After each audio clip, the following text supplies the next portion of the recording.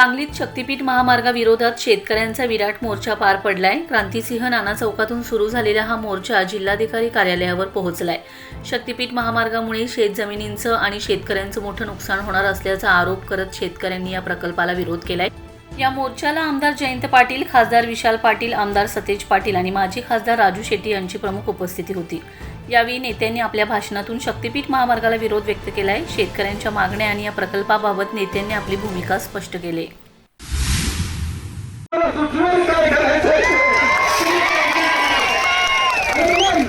पैसा 1,10,000 कोटी कशाला म्हणतात? 1,10,000 कोटी एका रस्त्यासाठी, एका 5 कॉन्ट्रॅक्टरांसाठी।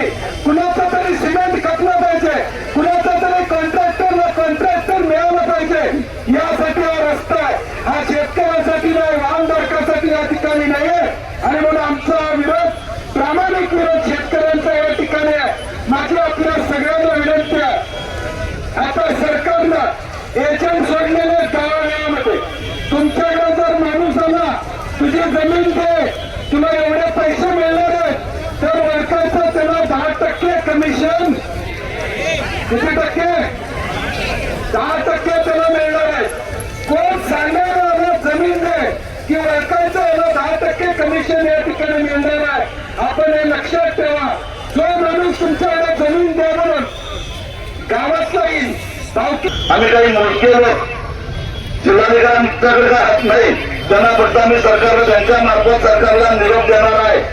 जर शक्तीपीठ महामार्ग करायचा प्रयत्न केला, जर तुम्ही संयुक्त मोजणी जबरदस्तीनं करण्याचा प्रयत्न केला, तर परिणाम चांगले होणार नाही। एवढा निरोप तुमच्या वतीनं, सगळ्यांच्या वतीनं कलेक्टरला देतो। धन्यवाद। त्या ठिकाणी कार्यरत आहेत पोलीस तालुक्यातल्या माऊलीपासून, वैकरपासून, भाग्यनगरपासून, नागेवाडीपासून, चिकलगावपासून, नेवरीपासून, आंबेगावपासून, वडगावपासून, पानोरीपासून, शिरगाव, त्यामुळे कोणत्या उपभोगापर्यंत प्रत्येक शेतकऱ्यांचा आवाज आहे। गेली 4 महिने रक्ताचं पाणी काढतोय। विचारपीठावरचे सर्वात या ठिकाणी आदरणीय नेते मंडळी, प्रत्येकाचाच नमूने केलं पाहिजे। इतक्या उंचीची, चांगली उंचीची परंपरा आहे, क्रांतिकारकांची परंपरा आहे।